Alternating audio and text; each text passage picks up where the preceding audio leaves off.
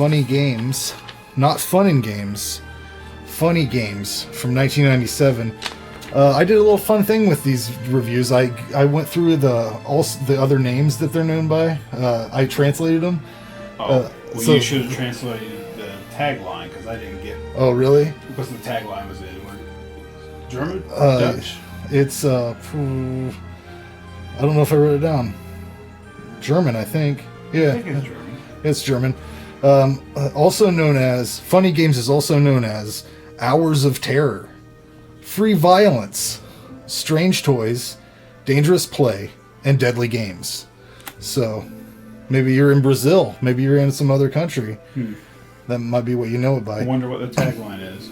Yeah, you should have hit me up. I could have, or just Google Translate. I use it all the time. Too lazy. Summary for this film: 2 violent young men take a mother, father, and son hostage in their vacation cabin and force them to play sadistic games with one another for their own amusement. Written and directed by Michael Haneke. Again, I think it's German, so it's probably not Haneke. But. Yeah, Haneke? I don't know. What do you have additional details on this? Distributed by Concord Castle and Blu-ray Criterion Collection this year, 2019. Right. I bought that copy. It's beautiful, it's gorgeous, but I just want to say, we talked about it earlier too. Like, I thought I was getting trolled or something by this Blu-ray. Yeah. That intro music comes in. Yeah. Like, I had to go to YouTube and reference a couple of videos because it just seems like it. Yeah, well, what happens is, like, there's what is it, like, classical music. They're talking about classical music, and then this screeching, screaming music. And I've heard people call it metal. It's more like grindcore almost. It's noise music. It's not. It's awful. But they do it at the end of it too. Yeah, that's the first thing I wrote. What a crazy fucking soundtrack transition during the opening credits. It also happens. I would have done something else, but yeah, a little song. It's I was fine with the classical music. Overall, it's a pretty classy horror movie. I mean, it's like an artistic horror movie. I did not enjoy this film. It's not what I want in a movie. Here we go. I wouldn't recommend this to anyone, really. Unless you like... I guess if you like this style movie. But you know, most people like different movies than you, so this should be one... This one was just not an enjoyable experience. But you recognize that it was done well, it's shot well. Yeah. I just like to have a little bit of fun with a motion picture, and this was not fun. There's at all. nothing fun about it. It was the exact opposite of what I want. I would never say this. It made you feel too many feelings. No, I would never say this. Exactly. Yes, could you give me a movie with zero hope, where I essentially watch a perfectly pedestrian family get pointlessly murdered without any repercussions? Games. For the two rather boring antagonists. I think that the killers in this are pretty boring overall. And make it this thing that I don't want, and then make me have to read it. That's just like, that's two things that I don't want to do. You could have chose. I couldn't. There has to be a. I was going to these sites that were like, putt lockers, trying to find a copy of this to watch.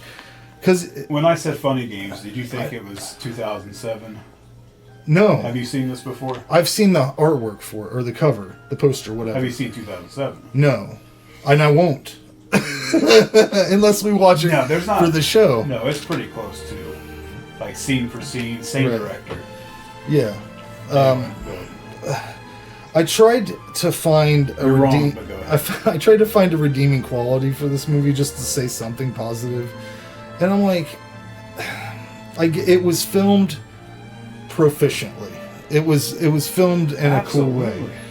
It was artistically shot, but it was complete dread for me throughout the whole thing, and I didn't enjoy that. I guess you could say you would have liked it if it was. Here's another positive.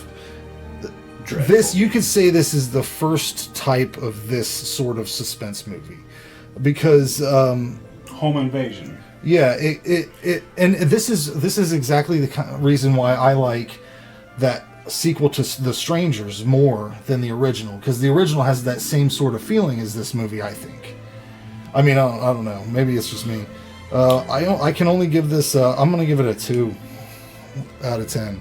Now, Jason I can see how Jason probably likes this a lot. I would say he's probably in the 8 range. I think most people like this movie. Right. Yeah, so I have it as home invasion at its best.